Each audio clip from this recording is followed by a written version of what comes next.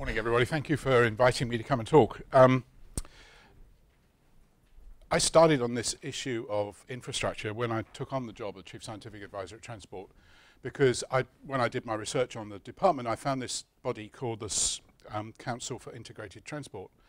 And I thought, well, that's good. That means someone's thinking about joined up transport, and that's about all they were doing, was thinking about it. No one was taking much notice. Indeed, there were some people who were violently working at making sure no one did take any notice, because it was really going to upset the status quo, which of course is the title of the talk, a challenge to the status quo. Second point to make is that I was a member of the Council for Science and Technology's working party that created the report that John referred to in 2009.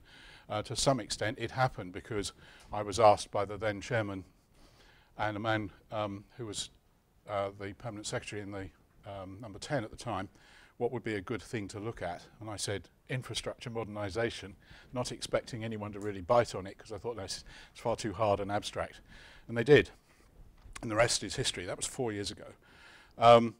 Third thing to say is the title of this talk is mildly subtle, because when I looked at it I thought, do I talk about integrated governance or do I talk about integration governance?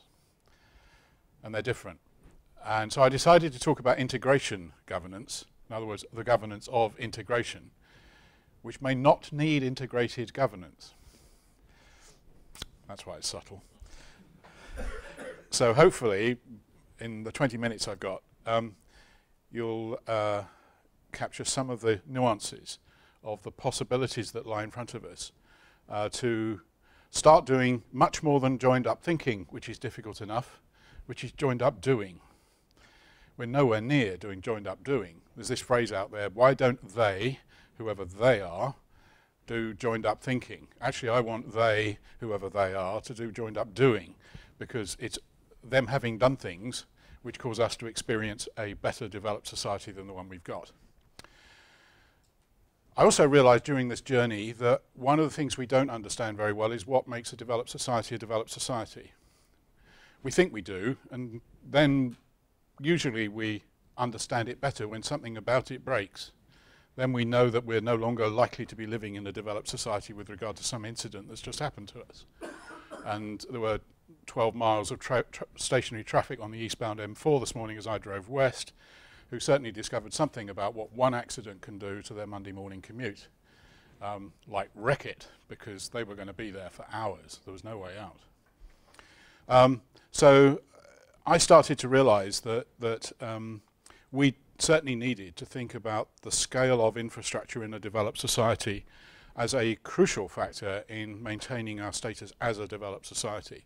And talking with people in other countries, as I now have had the good fortune to do, I've discovered actually a lot of the rest of the developed world is waking up to the fact that they are all in the same position. As one of the oldest developed societies in terms of modern infrastructure, we probably have a problem that is worse than many. But most of Europe, one or two bits of Asia, certainly some of our ex-colonies, are all facing a similar problem. So we're forming up a club, and UCL with universities in Australia and America are forming up a club of infrastructure research facilities, teams, in order to start sharing knowledge about what infrastructure modernization looks like in the developed world. Whether that's in cities or in the hinterland of cities or between cities, that's what matters. So, firstly, let me just say what I think governance is, at least what others say governance is. It's clearly the act of governing. And I think this is quite interesting in that it uses words like expectation and management and leadership. What's that got to do with making economic decisions?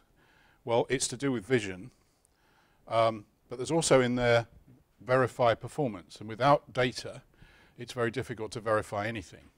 One of the things we've discovered, those of you who've joined me on this journey know, is that we're very sparsely equipped with data about what's going on anywhere in our infrastructure. We've just started gathering lots of it. Whether it's design information, cost information around procurement, operational information that helps us maintain the well-being of our infrastructural components. We're very sparsely equipped with data. And yet we glibly talk about smart infrastructure as being one of the saviors. Smart on the back of crap data isn't going to get you very far, is it? So actually it's quite important, I think, that we understand the interaction between verifying performance and then helping expectations of what smart might deliver.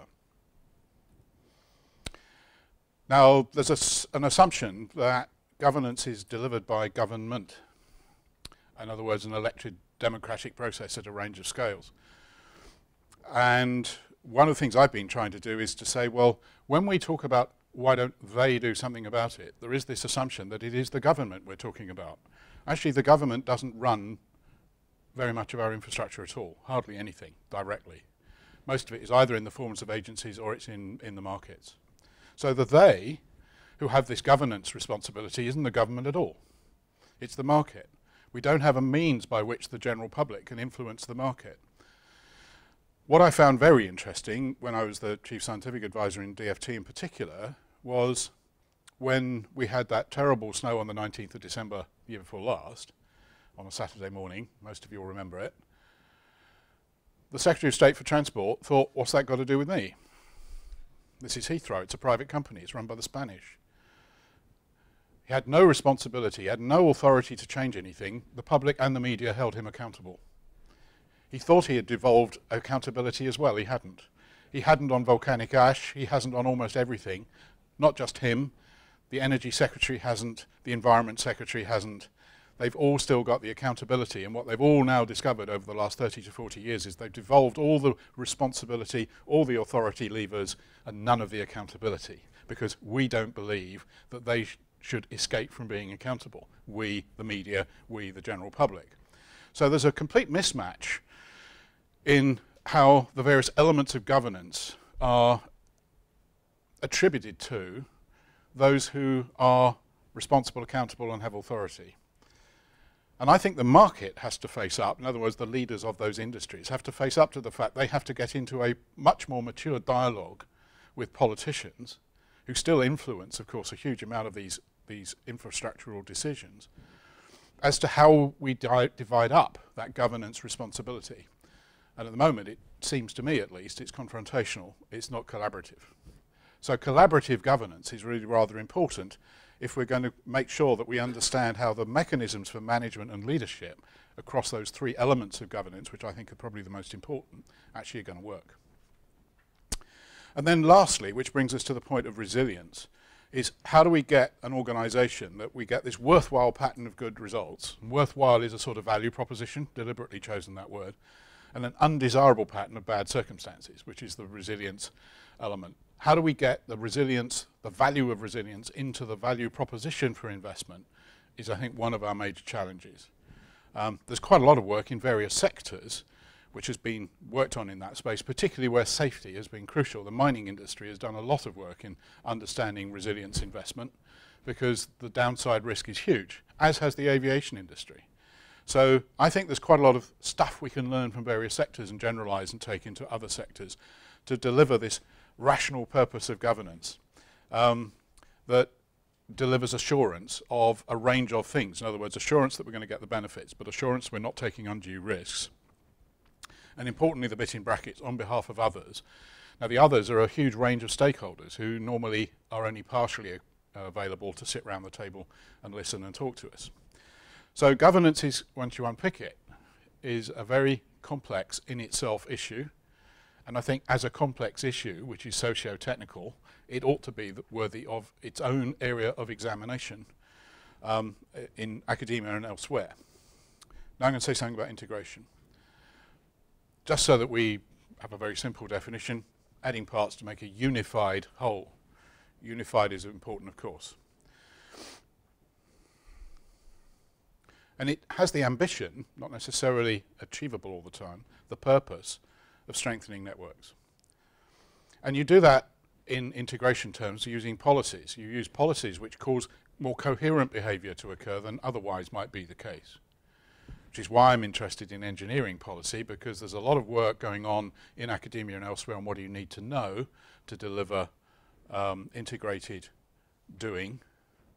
But there's not very much work going on how do you actually do what you do so that you end up with an integrated output. So those alliances between stakeholders, and you see it in consortia that build new areas of, exploit areas of land. You see it in joint deals to deliver other large infrastructure projects, but it seems to me to be the exception rather than the rule that these networks of intersectoral collaboration actually deliver value. John was mildly critical of the report that the Treasury put out with a certain amount of guidance from me. And what I would push back slightly is to say, you've got to remember where the Treasury were coming from in wanting that piece of work done. They needed to get some big numbers, and the materiality threshold in the Treasury for big is somewhere between 1 and 5 billion a year, or a project. If you don't have that sort of materiality, it's not interesting to the Treasury, because they're dealing with 500 billion of public spending. So why should they worry about anything that is less than about a tenth of a percent of that? And they weren't interested until we put some value proposition, some economic financial value proposition around the whole issue to do with interdependency.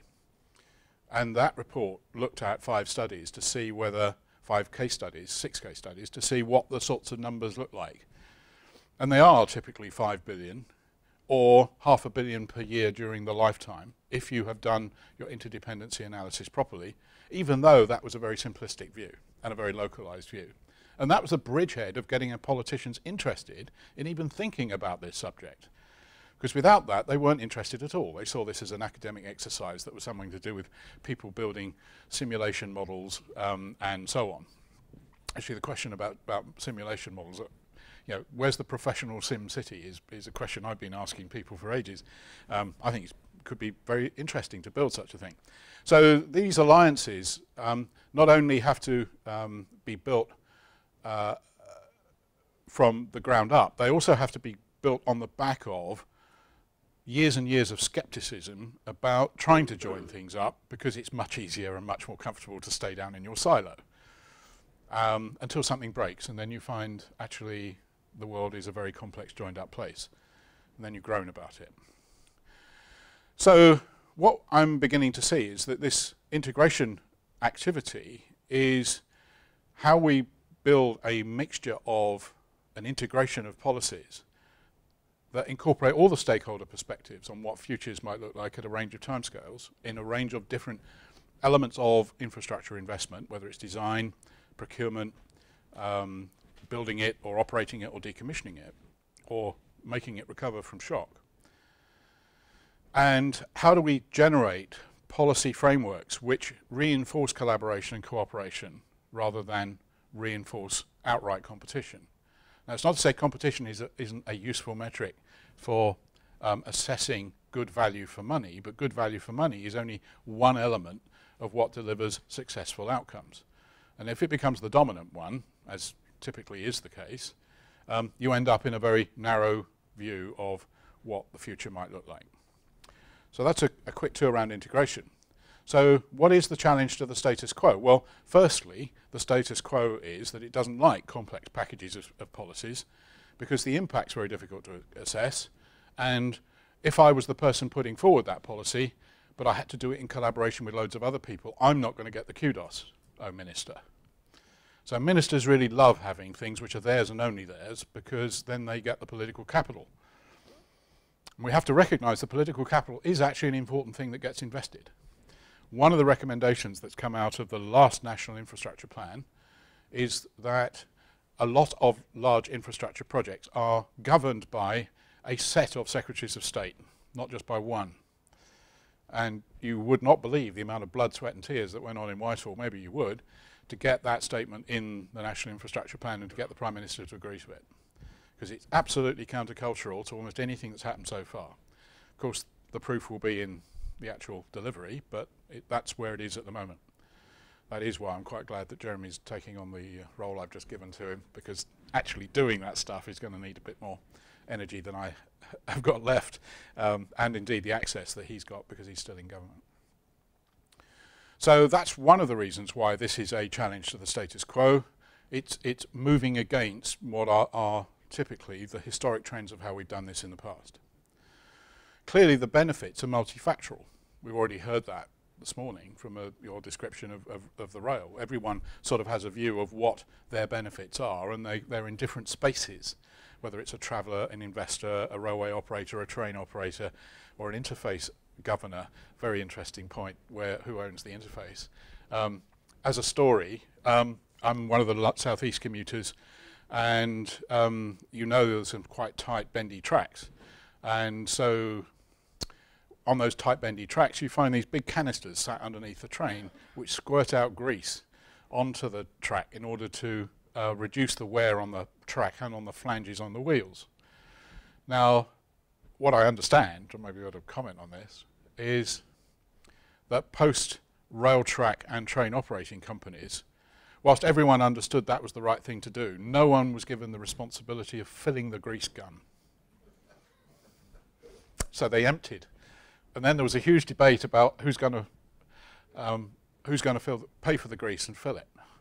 Meanwhile, you can tell me how much a bogie costs, they were wearing out at 100 times the rate they had done up to then.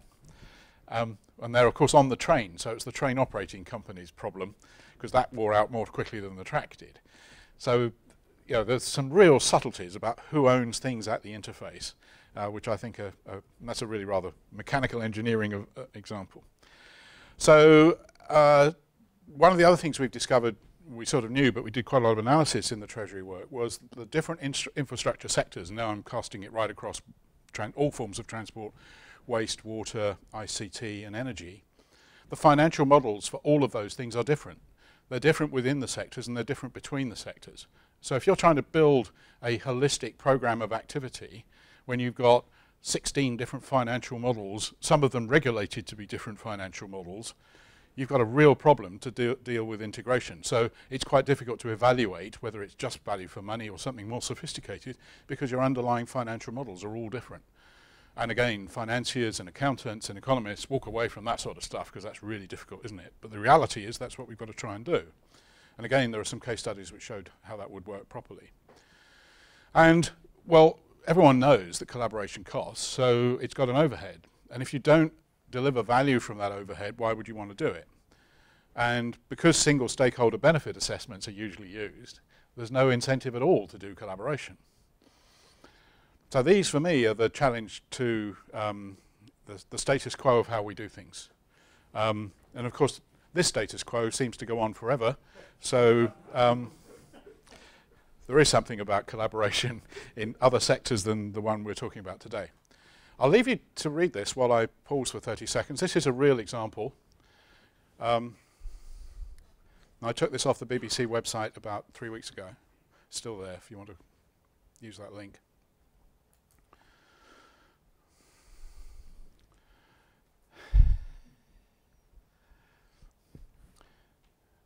So essentially what happened was, we have in this country, as you well know, this lovely weather pattern where it goes above and below freezing every night in the bad parts of the winter. So went below, froze a water main, thawed, cracked it, water everywhere the next morning, went round the gas pipe, froze, cracked the gas main, thawed the next morning. So we had no water and water in the gas pipes. So 3,000 houses, 750 homes, 3,000 people were without gas and without water in the middle of winter. So the gas company, in their wisdom, gave them electric heaters but didn't tell the electricity company and blew the local substation. Now that for me is a really classic example of the lack of joined up governance thinking around a very local region in London.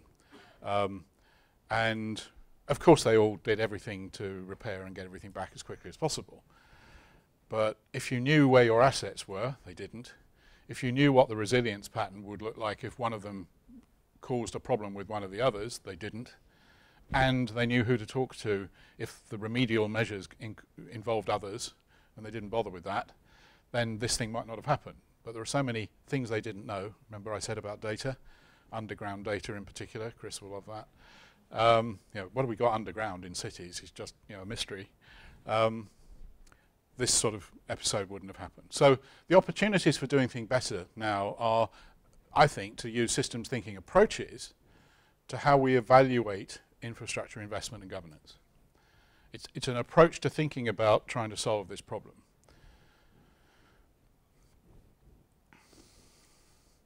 But then what we need to look at, and this is why I decided not to call it integration governance, but integrated governance, integration governance, is there are different ways of delivering the governance of integration, which I think need to be examined to see hypothetically what the benefits would be and how they would mitigate risks.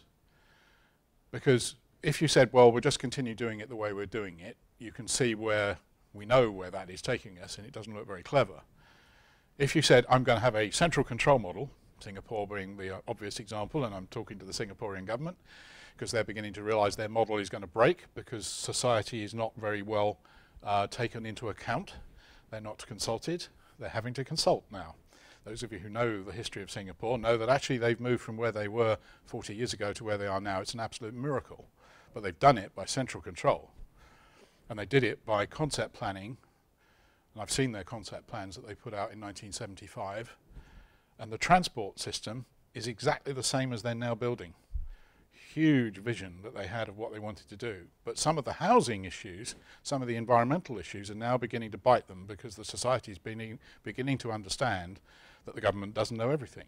So they're having to soften the edges of their central control system.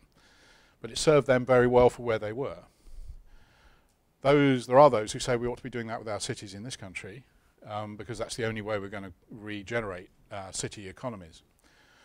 So I think there's something to do with getting people who understand governance models, understand political science, as well as sociology, as well as engineering policy, as well as science policy, as well as innovation and business models, to work together to deliver ideas about possible governance models that we can then look at putting in front of people who make policies about policies, because this is a policy about governance, which in itself governs policy, to see where we go in the future.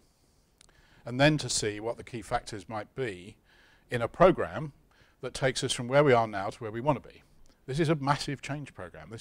We'll have to do things differently.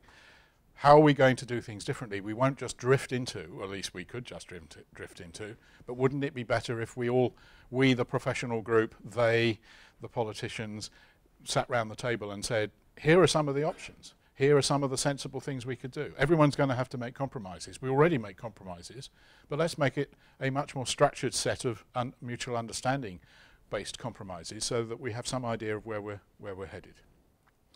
So, and finally, Dilbert has stuff to say, always. I just love this one. You haven't seen this one before? Well, you may have done because you saw my slides earlier. You've got to make sure you don't get taken in by mythical hype from people who've never actually thought properly about the science or engineering or even the economics or the sociology. I just use this one as a... Right. And metrics. Yeah, metrics are the things you always like to have. But don't be drowned in thinking the data is everything. It's very important. But opinions and prejudices are important. They are part of the reality that we all live with. So, this has to be taken in a proportionate manner across a whole range of things. Balance, which of course the media hate.